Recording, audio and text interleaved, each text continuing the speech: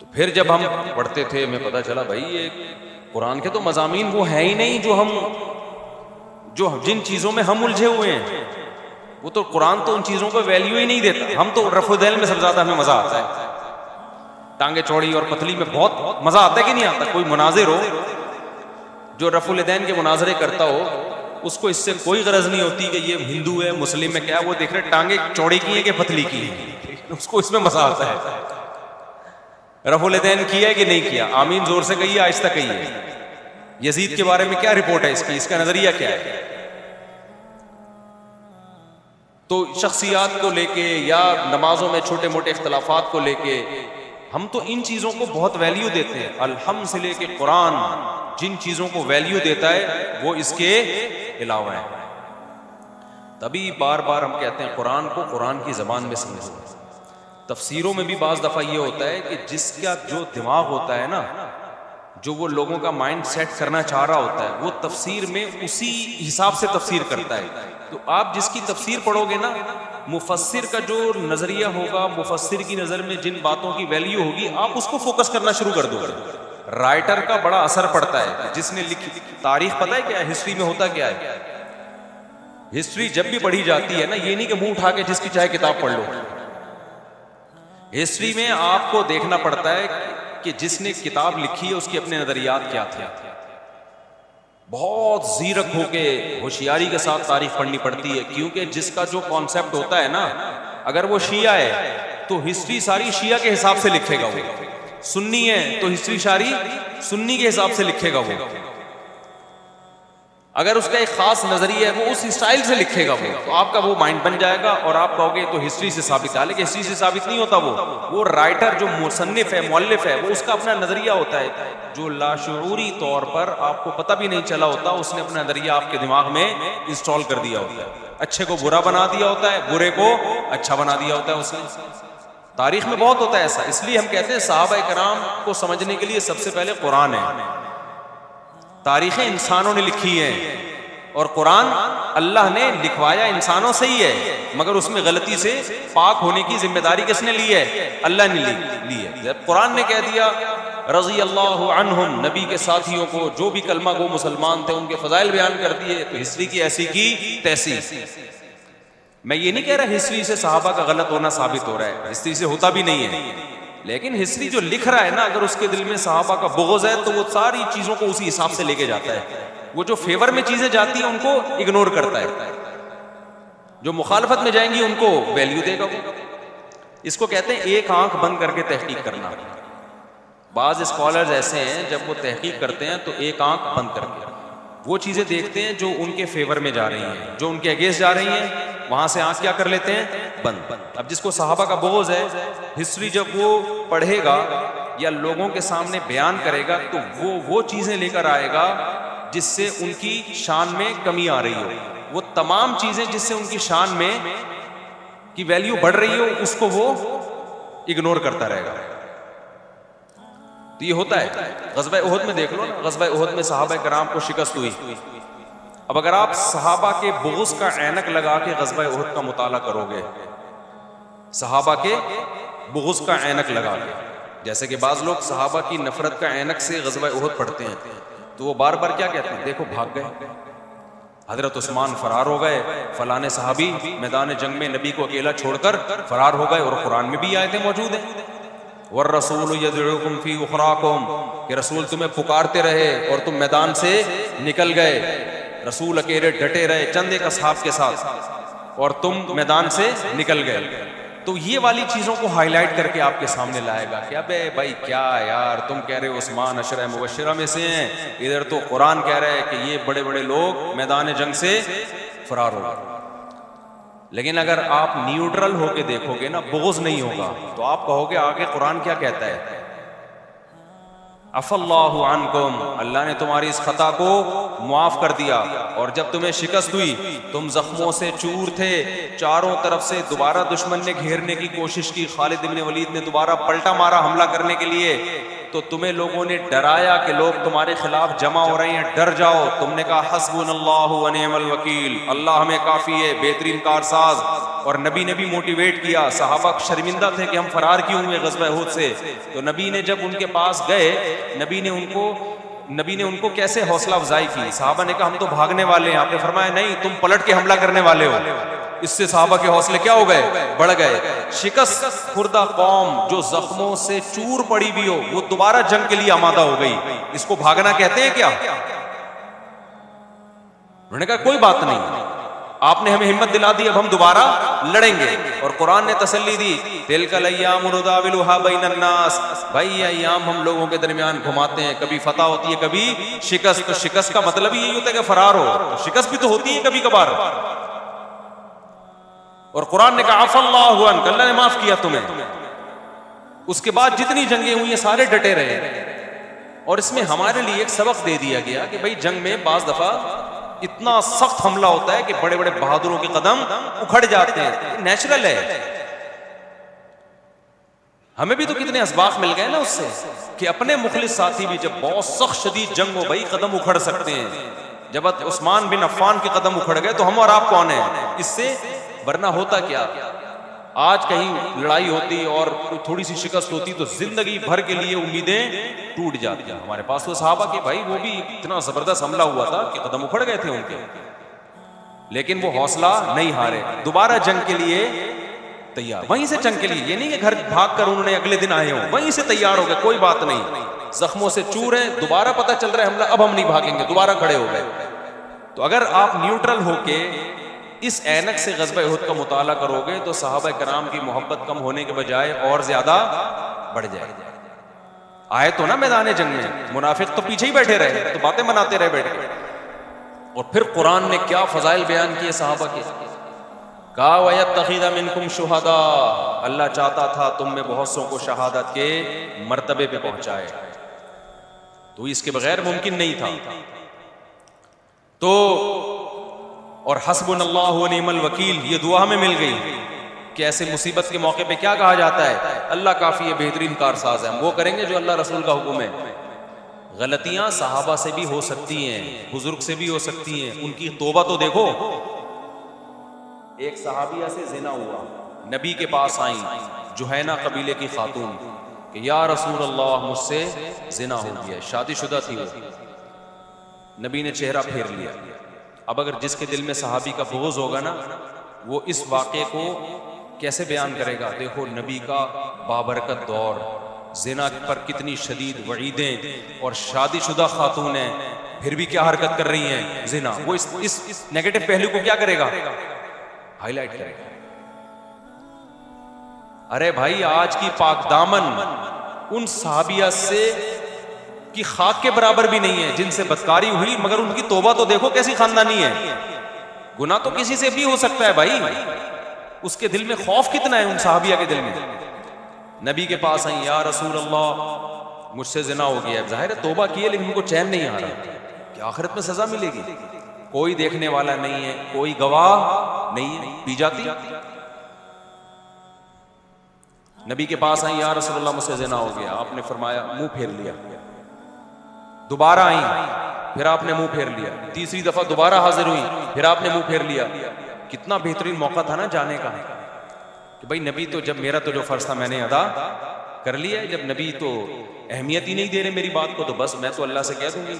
دل میں غم کتنا ہے کہ بھائی ایک دفعہ سزا مل جائے تاکہ بالکل آخرت میں کیا ہو معاملہ نیٹ کی، خوف ہے آخرت کا۔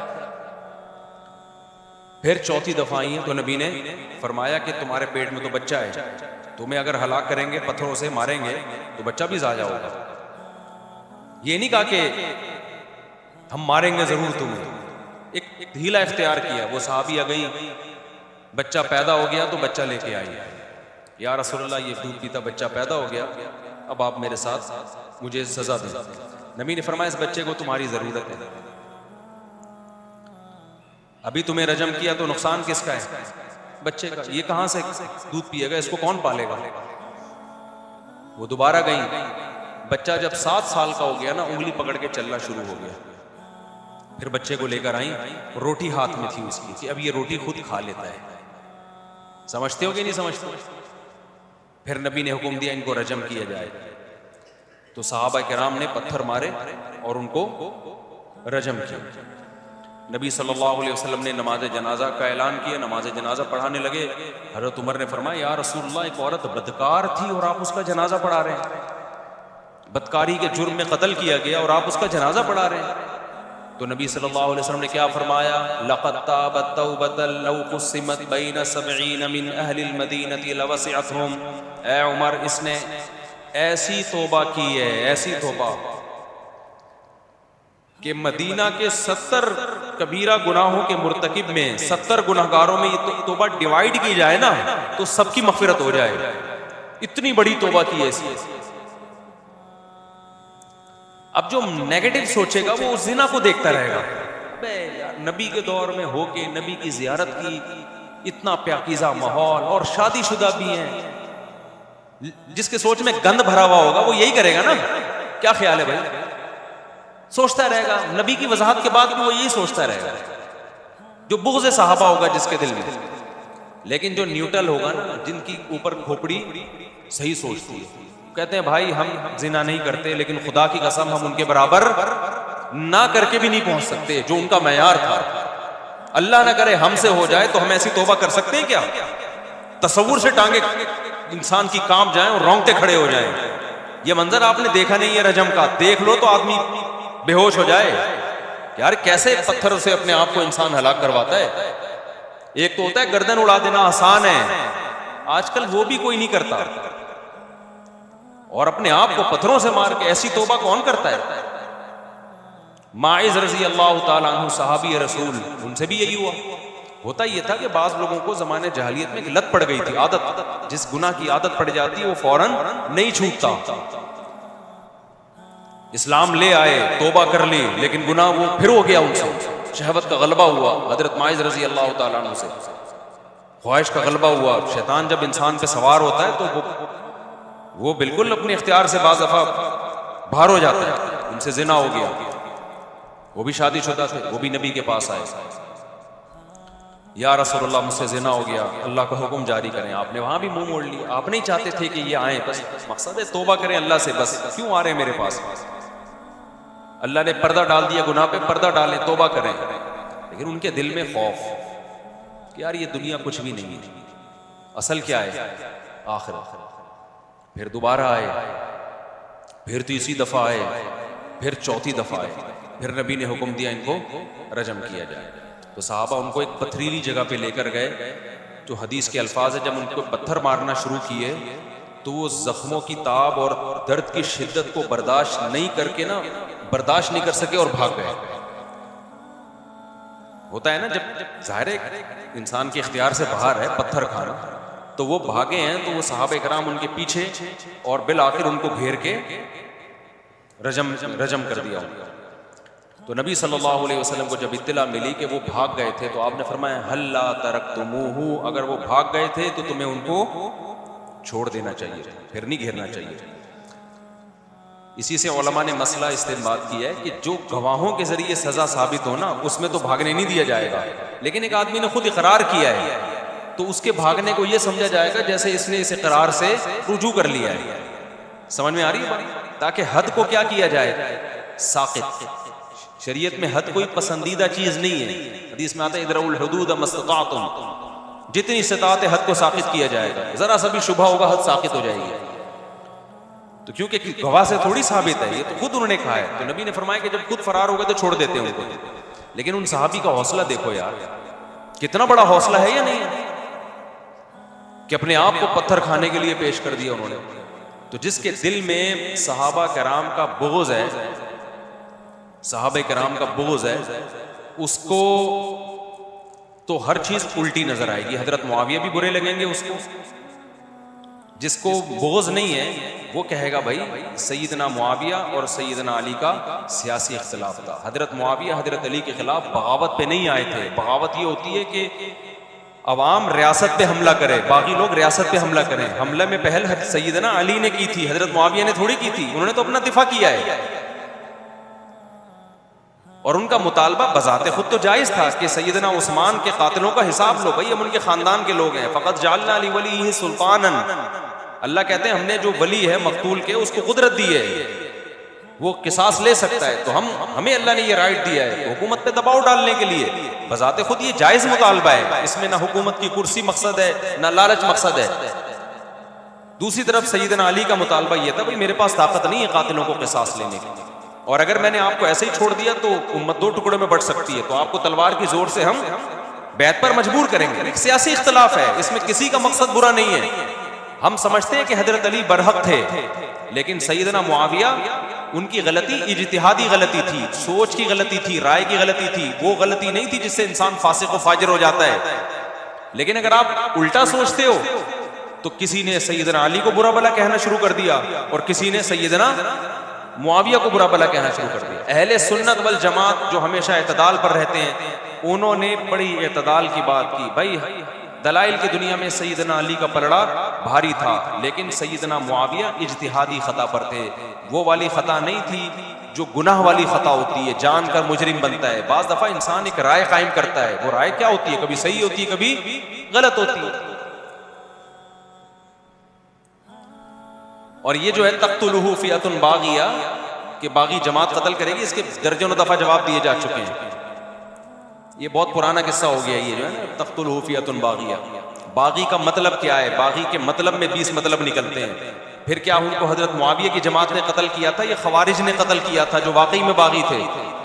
حضرت لوگ فوراً حدیث پیش کر دیتے ہیں نا کہ حضرت عمار بن یاسر کو تو حدیث میں آتا ہے باغی جماعت قتل کرے گی، باغی جماعت قتل کرے گی نا، تو اس کے تو پتہ چلتا ہے حضرت معاویہ باغی تھے. پہلی بات یہ کہ ان کو حضرت معاویہ کے لوگوں نے قتل کیا یا ان کی فوج میں جو خوارج تھے انہوں نے قتل کیا؟ اس کا بھی تو پورا امکان ہے کہ خوارج نے قتل کیا ہو. خوارج واقعی باغی تھے، حضرت علی کے باغی تھے، وہ تو تلوار اٹھاتے تھے حضرت علی کے خلاف. تو دوسرا حضرت معاویہ، اس پہ پھر میں جاؤں گا تو وہ ٹاپک ہی چینج ہو جائے گا نا. ہر بات کا اہل سنت نے جواب دیا ہے، کوئی سنے تو، کوئی سننا ہی نہیں چاہتا. سیدنا معاویہ کا بغض اس کے دل میں بیٹھ گیا ہے، اس کے آگے بات کرنا ایسا ہے جیسے بھینس کے آگے بین بجانا. اور ایک بات پہ تو یہ بالکل ہی چپ ہو جاتے ہیں کہ اگر واقعی سیدنا معاویہ حضرت علی کے باغی تھے، سیدنا معاویہ اور یہ بغاوت جان بوجھ کر ان کو پتا تھا میں باغی ہوں پھر بھی لڑ رہے تھے، ان کو پتا تھا میں ناجائز کر رہا ہوں، کرسی کا معاذ اللہ کی لالچ ہے مجھے، پھر بھی کر رہے تھے وہ، تو کیا وہ عادل ہو سکتے ہیں؟ بولو، عدل والے ہو سکتے ہیں؟ کیا پھر فاسق نہیں کہلائیں گے وہ؟ اور تمام محدثین کا اتفاق ہے کہ فاسق کی حدیث قابل قبول نہیں ہے. جو کھلے عام فسق کے مرتکب ہوتے ہیں نا، عقیدے کی خرابی کو محدثین نے برداشت کیا ہے، فسق کو محدثین نے برداشت نہیں کیا. آپ کو پتہ ہے بخاری مسلم کے راویوں میں بدعتی راوی موجود ہیں، بدعتی راوی موجود ہیں، کیونکہ وہ نظریے کی خرابی تھی، عمل کی نہیں. کس کی؟ نظریے کی. لیکن جو عملی خرابی ہے نا اس کی روایت کو محدثین نے صحیح قرار نہیں دیا.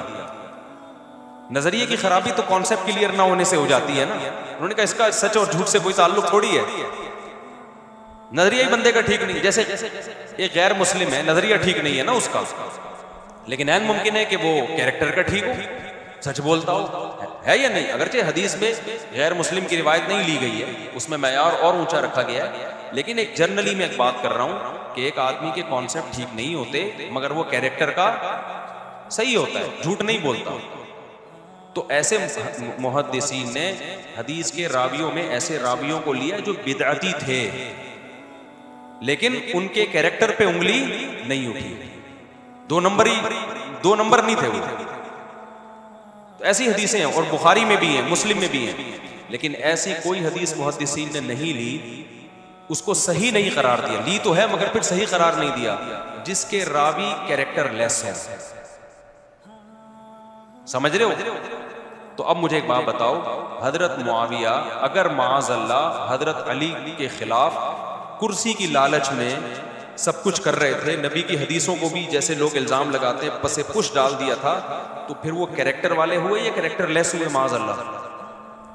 کیونکہ داماد رسول کے خلاف لڑنا اور اتنی بڑی قوم کو لے کے لڑوانا، اس سے بڑا جرم کیا ہو سکتا ہے؟ تو پھر امام بخاری کے لیے حضرت معاویہ سے حدیث لینا جائز ہوگا؟ تو کیوں لیا امام بخاری نے حضرت معاویہ کی حدیثوں کو نقل کیوں کیا؟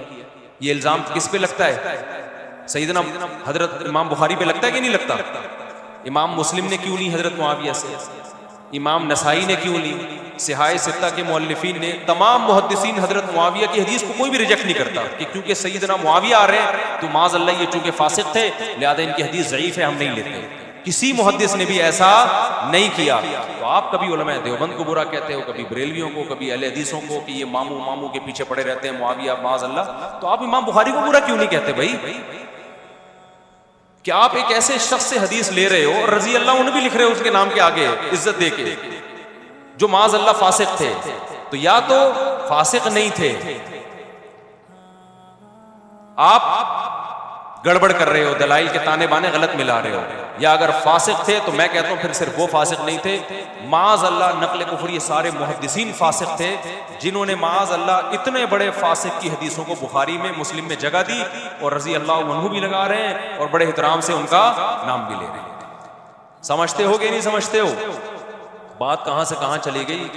تو آپ جب اینک ہی غلط لگا لی ہو نا آپ نے، جیسے ساس کو بہو کا ہر اچھا کام بھی الٹا ہی نظر آتا ہے اور بہو کو ساس کا ہر اچھا کام کیا نظر آئے گا؟ الٹا. مجھ سے کسی خاتون نے پوچھا میری نند میں یہ کچھ ہے، میں نے کہا چونکہ آپ کی نند ہے لہذا یہ کچھ اس کے اندر ہوگا، کیونکہ نند ہے وہ. یہی کچھ اگر بہن میں ہوتا تو وہ کچھ بھی. میں اکثر واقعہ سناتا ہوں نا کہ بہو سے کسی خاتون سے پوچھا کہ تمہیں بہو کیسی ملی؟ اس نے کہا میری بہو ایک نمبر کی نالائق، کم بخت 12 بجے سو کے اٹھتی ہے اور میرا بیٹا جورو کا غلام بنا ہوا ہے. کہا اچھا یہ بتائیں آنٹی آپ کو داماد کیسا ملا؟ ماشاءاللہ اتنا پیارا داماد ہے، میری بیٹی 12 بجے سو کے اٹھتی ہے، کچھ بھی نہیں کہتا اس کا. تو یہ ہے تو ایک مثال، لیکن جب آپ اس کو آگے لے کے جاتے ہیں تو صحابہ کے ساتھ بھی یہی ہو رہا ہے بھائی، ائمہ مجتہدین کے ساتھ بھی یہی ہو رہا ہے. بعض لوگوں کو امام حنیفہ سے بغض ہو گیا ہے. ایک یہاں بیٹھے ہوئے تھے، کہہ رہے امام حنیفہ کو تو 17 حدیثیں آتی تھیں خالی. میں نے کہا بس کر دے یار. اہل سنت والجماعت کے جو سب سے بڑے امام ہیں ان کو امام اعظم بھی اس لیے کہا جاتا ہے کہ جتنا اس امت میں مسائل میں قرآن و حدیث کی ریسرچ میں ابو حنیفہ کو فالو کیا گیا ہے اتنا تینوں کو مل کے فالو نہیں کیا گیا، تینوں اماموں کو، اور ان کو 17 حدیثیں آتی ہیں. کچھ سینس ہے؟ یہ میں پڑھے لکھے لوگوں کی بات کر رہا ہوں، اتنی بڑی داڑھی ایک صاحب یہیں بیٹھے ہیں، 17 تو حدیثیں آتی تھی ان کو. میں نے کہا بس کر دو، کچھ اور کہہ دو، کوئی اور الزام لگا دو. تو یہ ہے جب آپ نے اینک ہی غلط لگا لی ہے نا. بعض دفعہ بغض کی اینک لگتی ہے، بعض دفعہ عقیدت کی اینک لگ جاتی ہے. جب عقیدت کی اینک لگتی ہے تو ہر الٹی بھی سیدھی نظر آنا یہ بھی غلط ہے. لیکن جب تک آپ کے پاس پراپر نالج نہ ہو آپ رائے قائم نہیں کریں.